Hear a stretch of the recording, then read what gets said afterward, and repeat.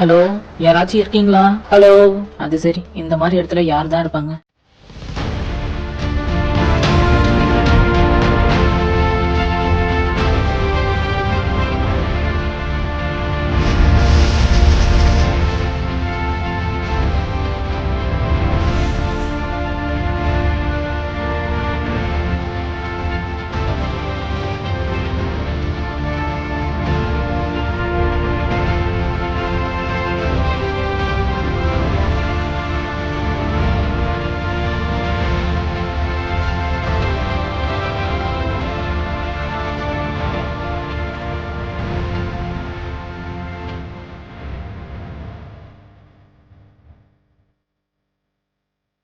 ம்.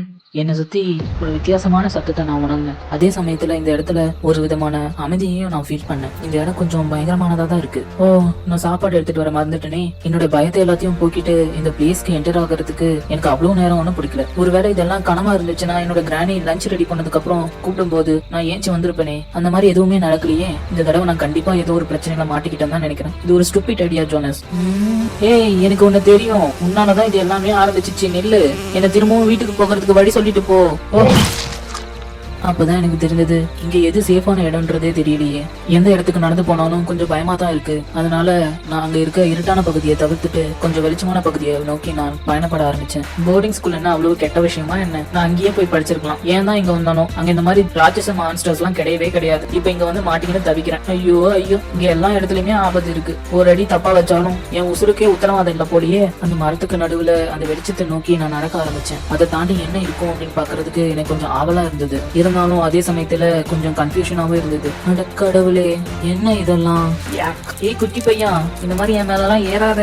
அங்க பாரு, உன்னோட ஃப்ரெண்ட்ஸ் எல்லாம் இருக்காங்க பாரு. ஓ, அங்க போய் விளையாடு. ஓ, இது உன்னோட ஃபேமிலியா? அப்போ உன்னோட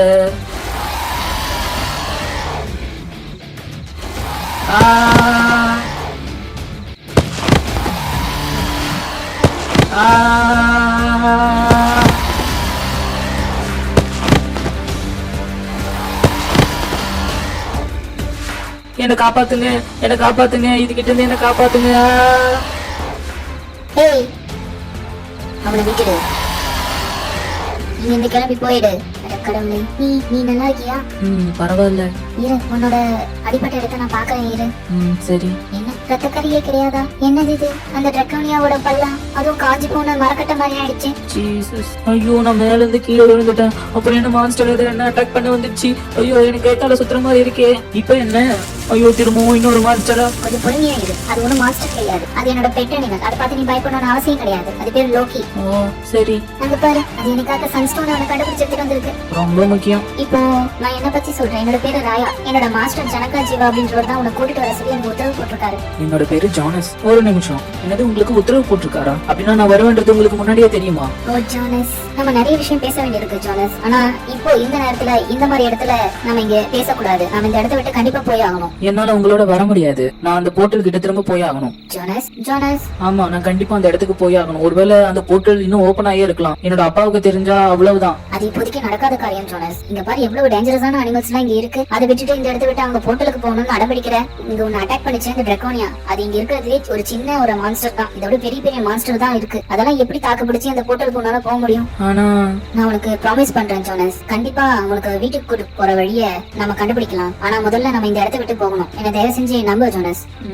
சரி, நீங்க எனக்கு சத்தியம் பண்ணிருக்கீங்க, மறந்துடாதீங்க. Very good ஜானஸ். அப்பவா நம்ம கிளம்பலாம். என்னோட மாஸ்டர் இருக்கிற இடத்துக்கு போகணும்னா நமக்கு ஒரு நாள் தேவைப்படும். அதனால இன்னைக்கு நைட்டு நம்ம எங்கேயாச்சும் தங்கிட்டு அதுக்கப்புறமா கிளம்பி போலாம். எனக்கு ஒரே குழப்பமா இருக்கேன். இருங்க, என்னோட கத்தி எடுத்துக்கிறேன். நல்ல வேலை, அதுக்கு ஒண்ணுமே ஆகல. நான் அதை தொலைச்சிருவோம்னு பயந்துட்டேன் தெரியுமா? டிரக்கானியாவோட பல்லு தானே இது. நல்ல விஷயம் தான் லோக்கி. நம்ம இதை வச்சுக்கலாம். கண்டிப்பா சீக்கிரம் கிளம்பு. இந்த பக்கம் தான். நான் கொஞ்சம் கொஞ்சமா இந்த இடத்துக்கு ஏற்ற மாதிரி நான் அடாப்ட் ஆக ஆரம்பிச்சேன். நான் உள்ள வரும்போது அந்த கயிறை கட்டிட்டு நான் உள்ள வந்தேன்னா அதுக்கப்புறம் அப்படியே அந்த வீக்கெண்ட்ஸ் வந்து அந்த கைத்தை அறுத்து விட்டுடுச்சு. அவ்வளவுதான், அப்படியே போர்ட்டலும் க்ளோஸ் ஆயிடுச்சு. எனக்கு பயங்கர கோவம் வந்துச்சு தெரியுமா?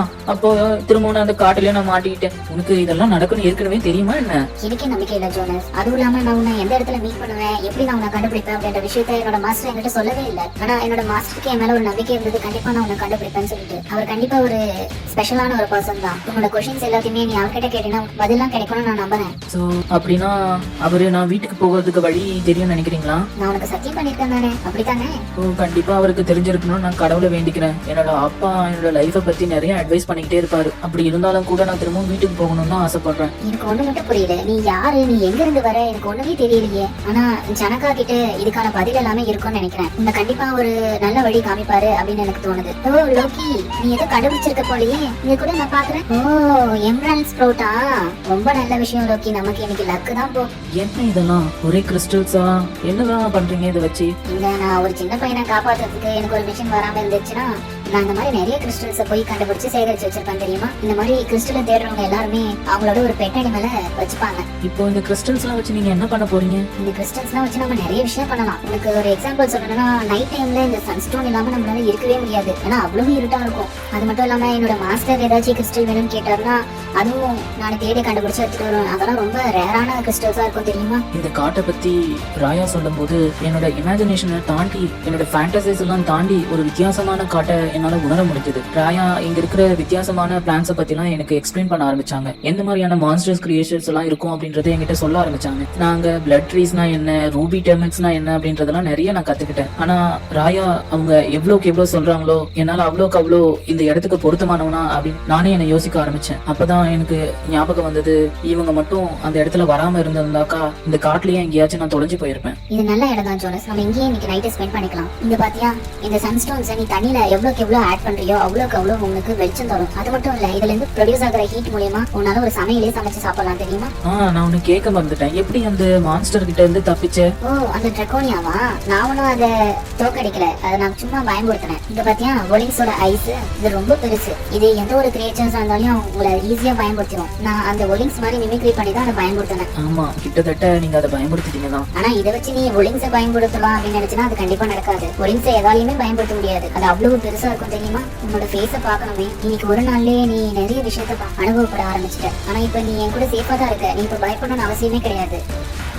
நாங்க விடிய காலையில இந்த சன்ரைஸ் ஆக்கும் போதே நாங்க கிளம்பிட்டோம். நாங்க போற எல்லா விதமான இடத்துலயுமே ஒரு விதமான வித்தியாசமான நிகழ்வுகள் எல்லாத்தையும் நான் பார்க்க ஆரம்பிச்சிச்சு. எனக்கு எல்லாமே புதுசா இருந்தது. நாங்க இவ்வளவு தூரம் நடந்தோம், எனக்கு பசி எடுக்கல, எனக்கு டயர்டும் ஆகல. இப்படியே நான் வாழ்நாள் ஃபுல்லா நடக்கிறது கூட என் உடம்புல சக்தி இருக்கிற மாதிரி எனக்கு தோண ஆரம்பிச்சிச்சு. ஒரு சமயத்துல ராயா நம்ம கிட்ட நெருங்கிட்டோம் அப்படின்னு சொல்லும் போது எனக்கு கொஞ்சம் சேடா தான் ஃபீல் பண்ணேன். அதுக்குள்ள இந்த காட்டோட ஜர்னியை நம்ம முடிச்சிட்டோமா அப்படின்னு சொல்லிட்டு. இங்க பாரு, நம்ம கிட்ட வந்துட்டோம். என்னோட மாஸ்டர் இருக்க இடத்துக்கு நம்ம வந்தாச்சு ஜோனஸ். இதுக்கு பேரு தான் தி ஷெல்டர் ஆஃப் ஹோப்னு நாங்க பேர் வச்சிருக்கோம். அப்படி இல்லைன்னா பழங்காலத்து கதைப்படி இதோட பேரு அங்கிள் ஆஷா. இது பார்க்கவே ரொம்ப அற்புதமா இருக்கு. கண்டிப்பா இது ஒரு ஒண்டர்ஃபுல்லான பிளேஸ் ஜோனஸ். Easy wordplay.